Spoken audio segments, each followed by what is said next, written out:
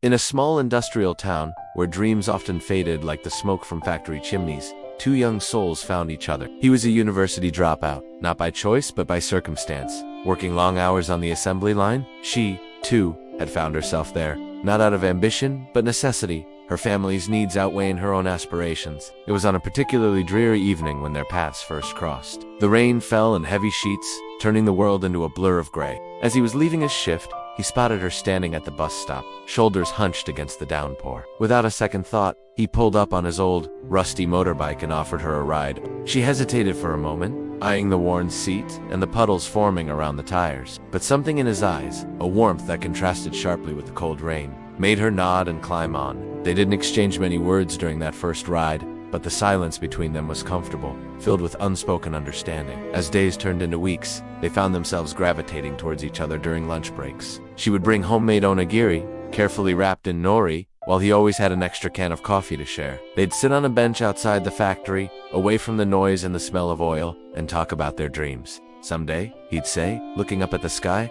I want to have a little apartment. Nothing fancy, just a place where I can cook my own meals, and maybe have a small balcony for some plants. She'd smile, her eyes lighting up. That sounds nice. I've always wanted to learn how to make proper ramen, not just the instant kind. Their conversations were filled with these small, seemingly insignificant dreams, saving up for a weekend trip to the coast, learning to play an instrument, reading all the books they never had time for in school. In the harsh reality of their daily lives, these shared aspirations became a lifeline, a reminder that there was more to existence than the rhythmic clang of machinery. As summer faded into autumn, their relationship deepened. They started spending their days off together, exploring the quieter parts of town. He'd take her on rides through winding mountain roads, the cool air filled with the scent of pine. She'd show him her favorite spots by the river, where the water's gentle flow seemed to wash away their worries, if only for a moment. But life has a way of testing even the strongest bonds. As winter approached, her family's situation took a turn for the worse. Her father fell ill, unable to work, and suddenly the weight of supporting her younger siblings fell squarely on her shoulders. She began taking on double shifts, her eyes growing more tired with each passing day. He tried to help in whatever way he could. He'd pick up extra hours to existence than the rhythmic clang of machinery. As summer faded into autumn, their relationship, using the money to buy groceries for her family, on the rare occasions they had time together, he'd massage her aching shoulders, listening as she spoke of her fears and frustrations. The strain began to show in small ways at first. Canceled plans, shorter conversations, the laughter that once came so easily now felt forced. They were both carrying burdens too heavy for their young hearts, and it was beginning to take its toll. One particularly cold night, as they sat in a small ramen shop after their shifts, he looked at her across the steam rising from their bowls. Her face was pale, dark circles under her eyes. Speaking of countless sleepless nights, she stirred her noodles absently, lost in thought. "Hey," he said softly, reaching out to touch her hand. "Are you okay?" She looked up, startled, as if she'd forgotten he was there. "I'm fine," she replied, but her smile didn't reach her eyes. In that moment, he felt a sharp pain in his chest. He realized that the vibrant girl he'd fallen in love with was slowly disappearing, crushed under the weight of responsibilities neither of them had asked for.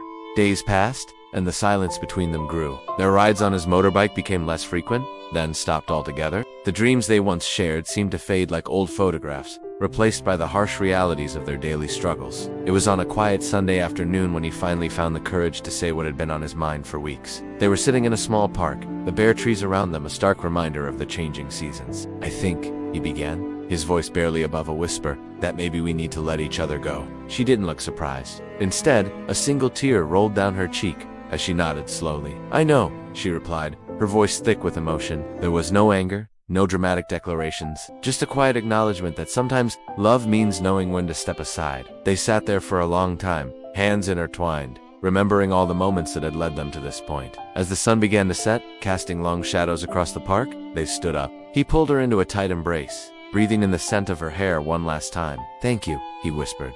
"For everything."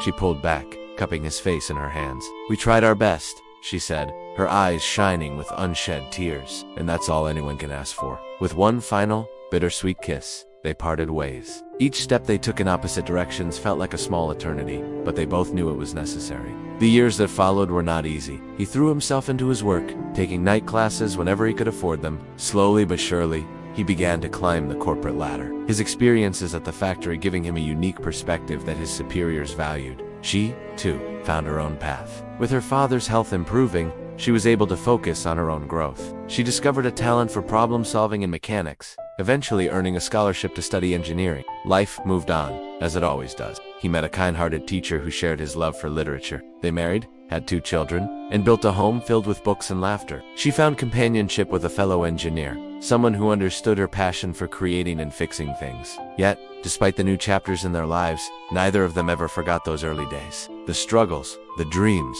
the love they had shared. It all became a part of who they were, shaping them in ways they couldn't have imagined. One crisp autumn morning, years later, he was flipping through a technology magazine when a familiar name caught his eye. There, in a feature article, was her photo, older, more confident, but with the same spark in her eyes that had first drawn him to her. The article spoke of her journey from factory worker to renowned engineer, of the programs she had started to help young women pursue careers in STEM fields. As he read about her accomplishments, a warm pride filled his chest. He didn't reach out. He didn't need to. Instead, he walked to the window of his study, coffee in hand, and looked out at the city below. A small smile played on his lips as he whispered to himself, "We loved each other the best way we knew how, and maybe that's enough." In that moment, he understood that their story hadn't ended when they parted ways. It had simply taken a different form, shaping them into the people they were meant to become. And in that transformation, in the lives they had touched and the dreams they had realized, their love lived on, a quiet, enduring testament to the power of 2 young hearts who had once dared to dream together.